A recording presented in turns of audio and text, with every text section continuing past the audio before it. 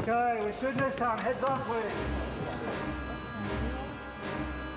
We've all been brought up watching Creatures and Frankenstein's monster and Wookiees and we all kind of like to believe in all of that stuff a little bit, you know, and I don't think anybody ever really grows out of that. And so when you're confronted by somebody... And these droids, recognise these guys? Yep. Whether it be C-3PO or a real Wookiee standing there in front of you, you actually don't really think about it as being a technical thing anymore. You see a real character. There's an on switch around here somewhere, I don't know where. Hang on.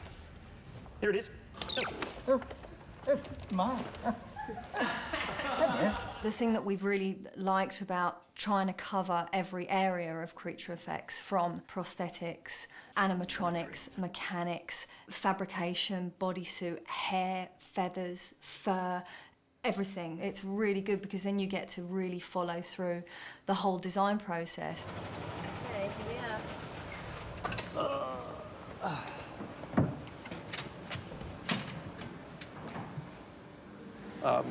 Something that I'd seen, which was a kind of, I mean, originally what I saw was a kind of scarring, but it's like perfectly symmetrical little ridges that just came right, if I dare, wreck your... Go for it. But it would go, you know, there'd be one there. Mm-hmm. I mean, it's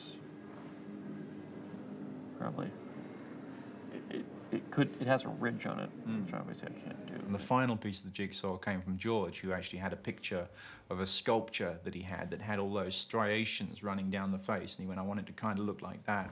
That's what we're trying to do. Oh, wow. Okay. Stripes on the head, and then there's a back shot. I mean, we're still doing makeups in foam latex, but I guess the biggest advances that are being made now are in animatronics.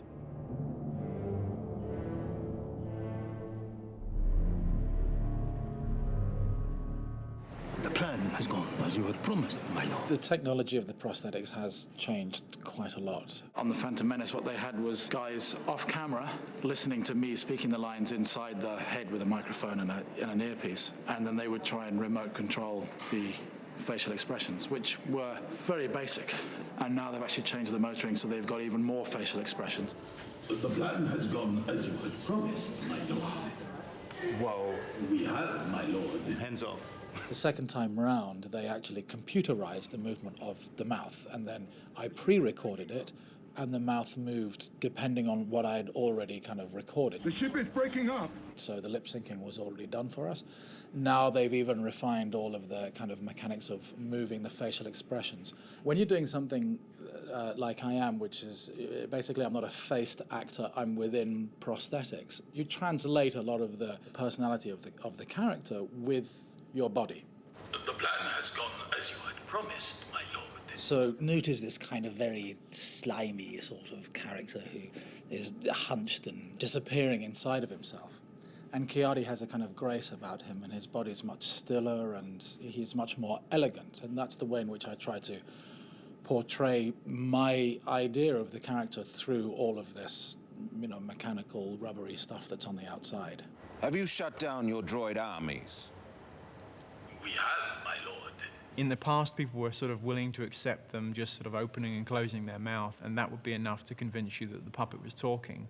And people are so much more sophisticated than that now. They want the lips to actually form the words. I'm only operating three things, which is his jaw, his top lip, his bottom lip, and we have to plug in other bits to get his nostrils going. So even though Paul might be screaming, I'm hated in here, the character will be going, I'm having a wonderful time. Help me! Help me! When you're actually under the lights, under the pressure, the heat that comes off these lights is, you know, it's amazing.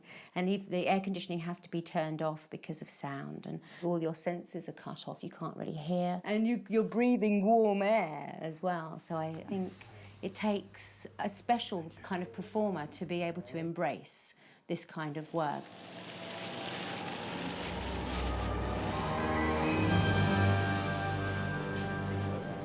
It's going to be quite, so it must be pretty thin. Yeah. Yeah, that's really good. Excellent. Yeah. And so now, we'll be doing a cast of your hands so you can have nice wrinkled hands as well.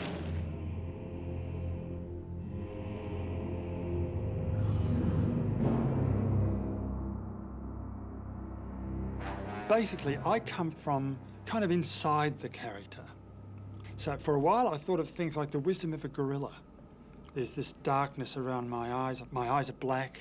Even though they might be huge animals that could, crush you to death, there's wonderful tenderness and accumulated wisdom. And I was looking at that and I thought, well, there's an element of that there in the eyes. And then there's this aging here, that reminds me of an old man. And all this complicated information sort of zaps through your brain and through the synapses.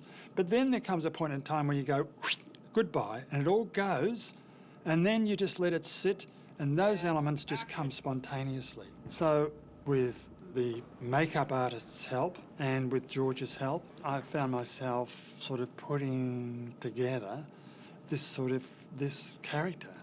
What's it like without the bottom teeth? It looks okay, actually. Do you want to try it without the bottoms? Let's take them out. There we go. Okay. I like that top lip.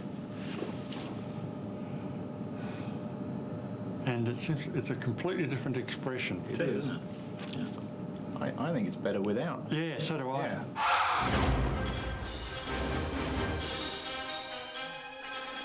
This is crunch time. This is the last week of filming. Almost everything that we've done seems to be on this week, but it's pretty exciting, and I'm actually very sorry to see this film go now because it has been so much fun.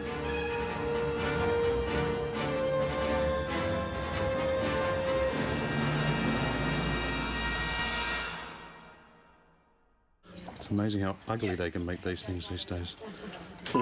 Didn't flinch. That was cool. Didn't flinch. Let's hope that makes it onto the DVD.